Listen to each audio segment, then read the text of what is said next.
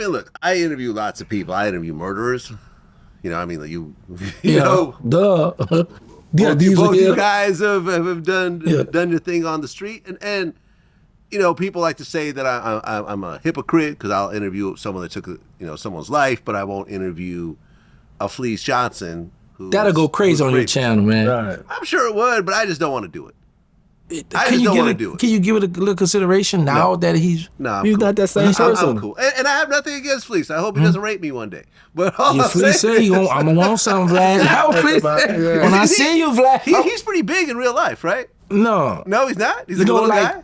He got his nice form, his shit, but you could tell, like how you say, when I was younger, I was more fitting at that. When I'm older now, I'm kind of, but he still got his he's still in shape. Yeah, because I mean, when we did research, we had read these stories where he would break out of his handcuffs, and there was a bunch of crazy stuff. Yeah, he's not big, but he's not like how Wack 100 work all that. Yeah, but he still and he observe everything. He's smart. He can box. And he still throw him jab. Yeah, he can fight now. Mm-hmm. Hey, man, Fleece, man. If I run into him, I'll be prepared for the worst. Man, he gonna just smile and laugh at you, man. I'm telling you. That camera stuff told he just gonna smile and laugh, man. Yeah, man, listen, there is just for me, I could interview anybody, right? We have a big platform.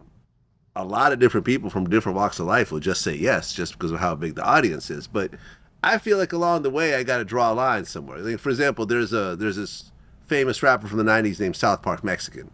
He is doing 45 years because he impregnated a 13-year-old and allegedly molested a bunch of other kids and so forth. And he's doing 45 years. Now, he was a hot rapper, and a bunch of his songs are getting hot on TikTok again.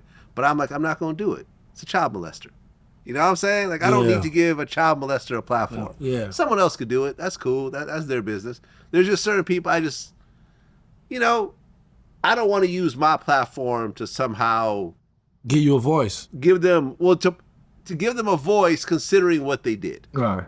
Mm-hmm. See what I'm saying? If you are known for raping men, that is your claim to fame. He's not known for anything else but raping men. But what if he asked for forgiveness and now he changed his life? I mean, has he? To me, I think so. Like I said, I guess how would I put this? I guess a street person could recognize another street person, right? Yeah. And a person to know who to do something with, who not to, it was me, him, T-shirt from New Orleans and knitted from New Iberia. So you got 4 street guys, then drove up here to Kentucky, and we just come to do our interview. We pay you, let's film, and we up out of there. So it was all respect all around the board. He had his people in there, but it was no disrespect. It was cool. We laughed, talked, interviewed, and we went and got us something to eat. Shot on back to our place, bro. We didn't have no problem. You know you're married, huh? He's married now? Oh, yeah, he called his wife on the phone. He's married. Yes, that's another thing. He called his wife. I guess from my point of view, I look at it from the other side, right? Imagine you're 18 years old, you get caught up doing some stupid crime with your friends. You get a little skid bid, little 1-year skid bid. Next thing you know, you're getting raped by this dude. Mm-hmm. And that will affect the whole rest of your life. Right. You know what I'm saying? Mm-hmm. Most... I've interviewed lots of gay men over the years, and most of them were sexually molested by another man. Damn near all of them. Literally, including Don Lemon and really famous gay men. I just feel like you are messing with a person's, as a man, I feel like it just kind of hits close to me. You're messing with a person's sexuality, the way they view themselves, their self-worth. For example, Kanye talked about how he gave head to his cousin when he was 14. You heard about this? Yeah, I saw it. And now his cousin is doing life in prison for murder. Are those two situations related? They might be.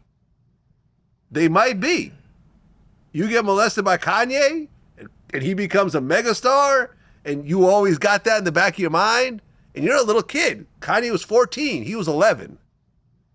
Do Kanye send him money now? I don't know. I'm not sure, but here's the thing. I talked to a couple people that actually know Kanye, and they all told me the story is true. Wow. It's not just trolling.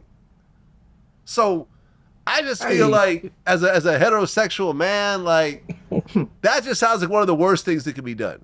Man. to me. You know what I'm saying? Yeah. Having a dude rape me in prison. I've always said this story. Like, growing up, I never. Well, I got arrested once, but I didn't do any jail time. I just got community service. No one in my family went to prison. None of my friends ever went to prison. I grew up in the suburbs, in the Bay Area. And when I saw the movie American Me, you ever see that movie? Yeah, American Me? I never saw it. You saw it? Yeah, I saw that movie. There was a rape scene in prison. Yeah. There was a rape scene where all the Mexican mafia dudes raped this Italian mafia guy. And I watched that scene and I said, I'm never going to prison. If this is what happens in there, not for me. And I've never gone to prison. Partly because of that movie. Every time you think about doing the wrong, that movie. Bing. No, I want that. Gang rape. And you know what's funny is that the Boondocks episode had a character named Tom. He was like this kind of whitewashed black dude whose biggest fear was getting raped in prison. And then so the episode was about Fleece Johnson trying to rape him in prison. Fleece said, Vlad, when I see you, I'm going to want some. No, he told Vlad. Yeah, told Vlad. All right, Vlad.